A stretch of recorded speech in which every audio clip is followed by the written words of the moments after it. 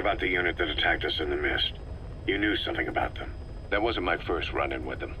It happened right before I was captured by the Soviets.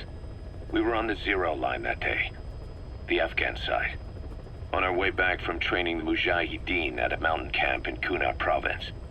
There's a lot of that work in Afghanistan. Most PFs shy away from it because it draws too much attention. But for us, that was the whole point. The job itself went great. We just had to make it back to a tribal area in Pakistan. But all of a sudden, visibility got real bad. It was no sandstorm. Our point man gave this strange report. He said he could see skulls in the mist. Skulls? The next moment, he went silent. We scrambled into formation, right before his arms and legs came raining down on us. It was always supposed to be a dangerous mission, so I had Diamond Dog's very best with me. We were calling out to each other. But one by one, the voices just went dead. Whatever happened to me, I lost consciousness before I knew it. When I came to, I was in a Soviet camp, tied to an interrogation chair. Could they be some new Spetsnaz unit? No. The ones that interrogated me were just the average rank and file. Whatever group attacked us, the way they moved was just insane. And that mist, appearing out of nowhere. The Soviets don't have tech like that. If they did, Ocelot would have heard about it. I doubt the West does either. Otherwise, the folks at Langley would be sleeping a lot easier. Why'd they come after you? Wish I knew. I'm the only one who survived. Though I don't think they planned it that way. If I was their target, they wouldn't have just handed me over to the 40th Army. Whatever the case, we need to watch our step until we know who they really are. And boss, if you ever do run into them again, don't try to take them on. You just get the hell out of there. When I first started dealing with Zero, with Cypher, it was a somewhat parasitic relationship, though a mutually beneficial one. Cypher had no army of their own, so they wanted us. They wanted our strength. They approached me as a potential business partner. But they had other motives. Cypher coaxed us into Central America, into that US-Soviet proxy war, to fuel Mother Base's growth. Once we were big enough, they'd force us to join them. That was the plan. That's why they had Paz, still Zeke. Right. And if we refused, she would use Zeke to fire a nuke from Mother Base. The world would consider us a liability, and countries would unite to destroy us. We stopped the launch. And yet they still took us down, through that fake inspection they orchestrated to cover up their sabotage. That power Cypher wanted. We don't have it anymore. So why are they still after you? Is it just the fear of leaving you alive? I don't know. Was Zero really... All I know is the man I knew wouldn't want this. What do you mean? We have to consider that it might not be Zero we're dealing with. We know virtually nothing about Cypher anymore. How big they've gotten, what they want, or even who they really are. The new Mother Base started out as a test drilling rig operated by a mineral resources supplier, but their project fell through. The Seychelles government was happy to hand the place over to us. It was just scrap on stilts. So with a few dummy construction companies set up as fronts, we started renovating the half-finished rig. From the outside, it looked like the project was back on rails. Kaz, you... What? I see what you're doing. Recreating the Mother Base we had 9 years ago. Only this time. That's right. The Mother Base Cypher thought they destroyed will return from the grave to kill them. We'll prove to the world that we were the victors. And if we lose again? They can't fool us the same way twice. Now our enemies are in plain sight.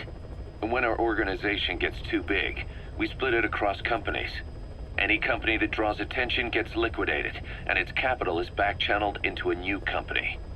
Most PFs are small-time operations anyway. And in this business, the minnows go bankrupt all the time. We've never aroused suspicion. Plus, we have Hewick. Hewick? Human Exploitation Company. It's a business specializing in intel gathering. Think of it as a civilian intelligence agency. Kaz, that's... Remember what they were trying to accomplish at the prison facility in Cuba? That gave me the idea. We dispatch moles into conflict zones around the world, and each sets up an intel network on site. Then they stay in place to give us stable points of contact when other nations intervene in the conflicts. Hewick's strength is that it has a cutout at each level. You get your job from one guy, then you hand it off to another. No one has direct access. It's a perfect black box.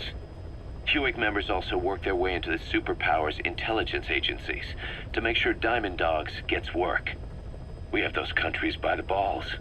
That's our deterrent when we need it. Networking? In the intelligence community? Sure, that's how we've grown this far. And when you go out on missions, intel from Hewick will be there to back you up. But despite all that, Cypher has its eyes on us. The only reason I'm not dead is that they needed to know where you were. Figured if you woke up, I'd go straight to you. That's why you made that ruckus at the Zero line. Yeah, to make their own surveillance work against them. I think it took some of the heat off Cyprus. Kaz. Then I just had to wait for you to save me. And I've gotten used to waiting. Kaz. That's not all. It was a good chance to scout the market. And with the West wanting the Soviets out of Afghanistan, their agencies are bursting at the seams with funding. Boss, let's start by building up our Afghan presence. Why put Mother Base in the Seychelles? We're at the center of the world here. We're all the way out in the Indian Ocean. Come on. Lebanon, Sri Lanka, East Timor, and Africa. From here, our reach extends to conflict zones the world over, including Afghanistan, of course. So it's prime real estate for a mercenary. Exactly. Latin America isn't as close as I'd like, but we have Amanda and her people to help in that department. And besides, the Seychelles government owes us a favor. Owes us? The Seychelles has strong ties to the East, which the West wanted to shake up. It came to a head 3 years ago in an attempted coup. It was a force of South African mercenaries with U.S. backing behind the scenes. They were only platoon size, but South Africa is home to some heavy PFs. Too much for the Seychelles to handle. In the end, they accepted help from the Tanzanian army and quelled the coup. We set up the deal and handled on-site tactical instruction. That led to some training work for the Seychelles military. And when we put down a mutiny within their forces, well, we made a lot of people happy. They don't pay us. They just let us have a piece of their offshore territory on the promise we'll come running if something else happens. So we're bodyguards, too. It's a good setup. We can only take Mother Base so far here. We'll have to find somewhere else when this place starts getting big. Aren't you being a little hasty? Nothing hasty about it. You're back with us now. So, Kaz, the ship that took us from Cyprus, it used to be a whaler. Yeah, a Japanese vessel. How was the voyage? It was... stimulating. Well, she was part of a whaling fleet up until a few years ago. Her displacement isn't anything to write home about, but she can really move. She still had plenty of life left in her, but then the work dried up. Global opposition to whaling has been mounting for years. Is that right? The push to ban it has been gaining traction for a little over a decade. Individual species came under protection as the years went on. And then 2 years ago, the IWC adopted a moratorium on commercial whaling. Several countries, including Japan, fought it to the bitter end. But eventually, most whaling companies had no choice but to throw in the towel. You ever tried whale snake? Can't say that I have. When I was a kid in Japan, practically everybody ate it. That good, huh? The country was poor in those days, and whale was cheap.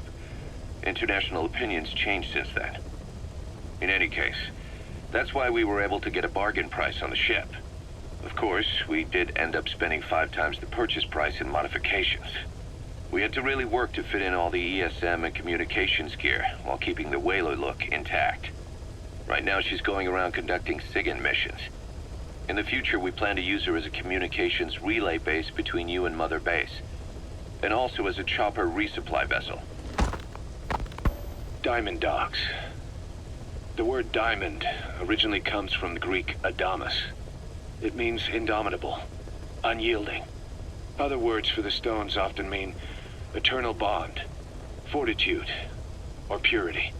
The same is true of the Star of Bethlehem flowers you laid on the boss's grave. They represent innocence, as well as chastity, yielding to no man while maintaining one's virtue. In other words, staying loyal to something.